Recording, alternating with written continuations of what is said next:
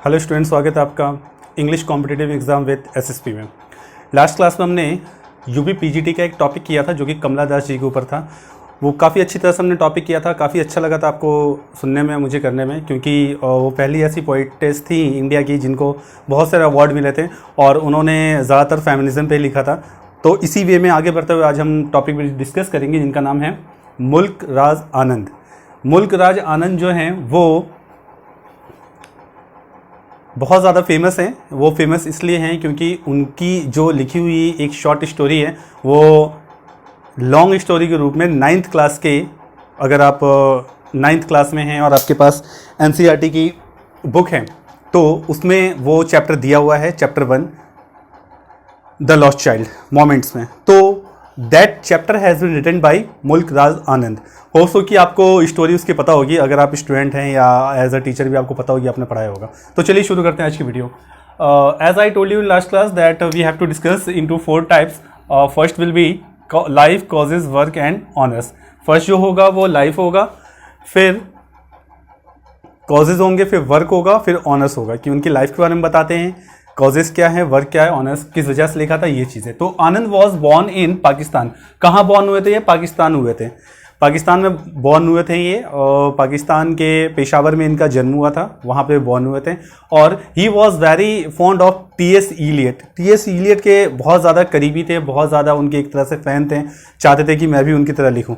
इसलिए इनकी ज़्यादातर चीज़ों में आप देख लेंगे कि आनंद की जो मुल्क राज आनंद हैं उनके कविताओं में या उनकी राइटिंग्स में या उनकी स्टोरीज़ में आप देख सकते हैं कि कई तरह की चीज़ें सेम दिख जाएंगी कि ये भी कास्ट डिस्क्रिमिनेशन के फेवर में नहीं होते हैं। एंड सेकंड थिंग ये कि आनंद भी क्रिटिक, मतलब एक तरह से क्रिटिसाइज़ करते हैं, जो सोसाइटी में जो चीज़ें फैली हुई हैं उसे क्रिटिसाइज़ करते हैं, जो नेगेटिव थिंग्स हैं।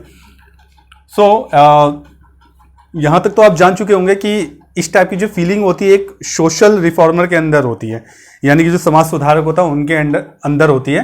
That's why we can say that the Anand was a socialist who always expose the caste problem of India. Caste problem of India को ये हमेशा एक्सपोज किया करते थे और सबसे ज़्यादा इन्होंने जो एक्सपोज किया है वो किया है अनटचेबिलिटी। ठीक है, तो अनटचेबिलिटी इन्होंने एक्सपोज भी किया है और इन्होंने फर्स्ट लिखा भी है। उनकी फर्स्ट पोइट्री का नाम ही अनटचेबिलिटी है। आगे बढ़ते हैं। His first creation was the lost child. Short stories के रूप में उन्होंने पहला जो कुछ लिखा था वो था lost child. He had been written it in 1934। आगे बढ़ते हैं। Causes, his writing career has been started with a tragedy. देखिए, इनकी जो राइटिंग का जो करियर है वो एक ट्रेजेडी से स्टार्ट हुआ था। ट्रेजेडी क्या थी? ट्रेजेडी ये थी कि इनकी जो रियल आंट थी, यानी कि जो चाची थी, एक बार ये किसी मुस्लिम वुमेन के साथ अपना खाना शेयर करती हैं, यानी कि उनके साथ खाने बैठ जाती हैं। जब ये बात इनके घर वालों को पता चलती है, then her parents boycotted her from family and from society.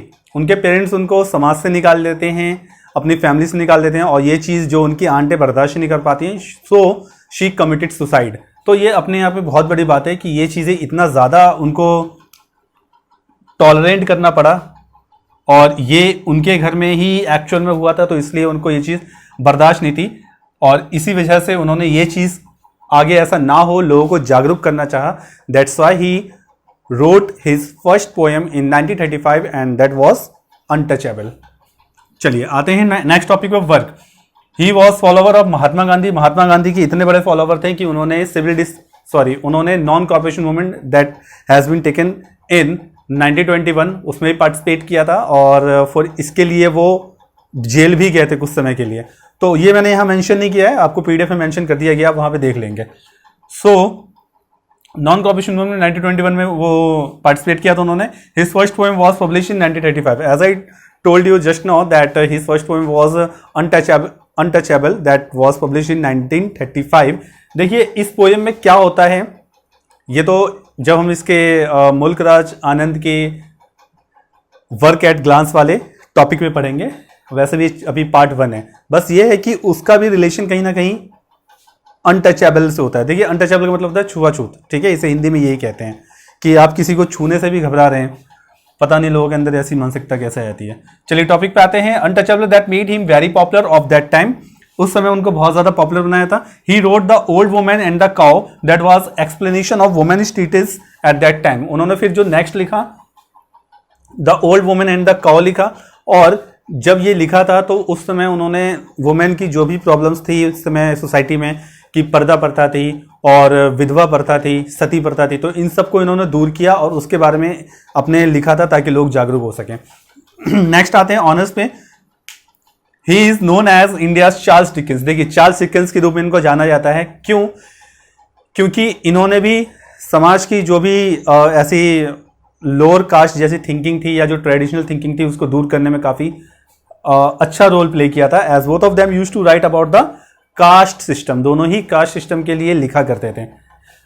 Charles Dickens के ऊपर मैंने वीडियो बना दिया है, आप देख सकते हैं, डिस्क्रिप्शन में मैं लिंक भी डाल दूंगा, उसको जरूर देखिएगा कि चार्ल्स डिकेंस किस तरह से इनसे मैच्ड है, तो आपको काफी कुछ समझ में आएगा और काफी अच्छी तरह समझ में आएगा। He won international peace prize in 1953। 1953 में उन्हें इंटरनेशनल पीस प्राइज मिला, 1968 में पद्मा भूषण मिला उन्हें, एंड 1971 साहित्य अकेडमी अवार्ड मिला। ये चीजें उनको मिली थी, और भी बहुत सारे अवार्ड्स मिले थे। वीडियो ज्यादा बड़ी ना बने इसलिए मैंने सिर्फ 3 अवार्ड यहाँ पे मेंशन किए। होप सो कि आपको ये चीजें समझ में आई होंगी। Let's revise once again that life Anand was born in the Pakistan inspired by the TS. Eliot's writings, as T.S. Eliot was also a critic and that criticized the problems and scarcity of the wiseness in the society। तो जो society में जो वाइजनेस की कमी होती थी, बुद्धिमत्ता की जो कमी होती थी, उसको भी ये दूर करते थे, उसको फोकस करते थे। That's why he wanted to write as a T.S. Eliot। Suppose that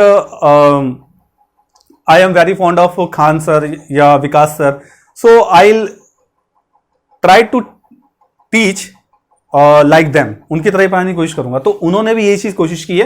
who always expose the caste system of India his poetry, और वो कास्ट सिस्टम को एक्सपोज किया करते थे। His first creation was lost child.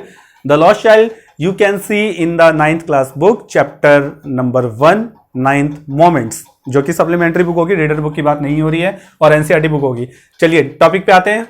Causes. His writing career has been started with the tragedy. इनका जो writing का career था वो ट्रेजेडी के रूप में स्टार्ट हुआ था, जहां पे उनकी जो रियल आंट थी, उन्होंने एक बार एक मुस्लिम वुमेन के साथ अपना खाना शेयर कर लिया था। तो ये बात उनके घर वालों को इतनी बुरी लगी कि उन्होंने उनको समाज से निकाल दिया, फैमिली से निकाल दिया। जब उन्होंने कहा भाई कि मुझे हर जगह से निकाल दिया तो मैं जिंदा रह क्या करूंगी, that's why she committed suicide. Sorry. Work है, he was follower of the Mahatma Gandhi and participated in the 1921 non corporation movement में उन्होंने पार्टिसिपेट किया था, और काफ़ी ज़्यादा इनके फॉलोवर थे, महात्मा गांधी को मानने वाले थे, क्योंकि उनको ऐसा लगता था कि कहीं ना कहीं महात्मा गांधी भी इन चीज़ों के अगेंस्ट हैं कि ये चीज़ें नहीं होनी चाहिए, अनटचेबिलिटी नहीं होनी चाहिए। और सच में थोड़ा बहुत महात्मा गांधी इस चीज़ के अगेंस्ट भी थे कि अनटचेबिलिटी नहीं होनी चाहिए। Even he say to the untouchable persons और the lower caste person the Harijan, कि भगवान के ये सन है। चलिए टॉपिक पे आते हैं। First poem was published in 1935। Untouchable इनकी फर्स्ट पोएम थी जो कि 1935 में पब्लिश हुई थी, और जिसे वो बहुत ज़्यादा फेमस हो गए। अगर हम ऑनर्स की बात करते हैं तो उनको चार्ल्स डिकेंस कहा जाता था। ये आपके एग्जाम में क्वेश्चन आ सकता है कि which poet is known as the Charles Dickens of India, then you have to take the answer of the Mulk Raj Anand. Okay, next both of them used to write about the caste system. He won international prize peace in the 1953। कुछ इन्होंने prize जीते थे, और ये चीज़ें आप याद रखेंगे तो काफ़ी अच्छा है। बहुत कम इसमें से आता है, मगर फिर भी याद रखने वाली चीज़ें हैं। तो होप सो कि आपको आज की वीडियो समझ में आई होगी। नेक्स्ट क्लास में और नेक्स्ट वीडियो में हम इसके सेकंड पार्ट में मिलेंगे, और बहुत जल्द वो वीडियो बनेगी। आप तब तक इसको पढ़िए, और इसमें कोई भी प्रॉब्लम आती है तो कमेंट में आप मुझे लिख के जरूर भेजिएगा। तो मिलते हैं नेक्स्ट वीडियो में नेक्स्ट टॉपिक के साथ। तब तक इस टॉपिक से कनेक्टेड रहिए, और कोई भी प्रॉब्लम हो तो मुझे लिख के भेजिएगा, और किसी न किसी टॉपिक से आप भी कनेक्टेड रहिए। कोई भी क्वेरीज हो तो आप कमेंट में मुझे लिख के भेज सकते हैं। इस PDF, ये जो भी मेंशन किया गया है, इसका एक PDF मैंने मेंशन कर दिया है, उसमें आपको दोनों पार्ट के PDF दिख जाएंगे। वर्क एट ग्लांस भी दिख जाएगा उसमें आपको, और इसमें जो इंट्रोडक्शन है वो भी दिख जाएगा। तो मिलते हैं नेक्स्ट वीडियो में नेक्स्ट टॉपिक के साथ। तब तक पढ़ते रहिए, अपना ख्याल रखिए। जय हिंद।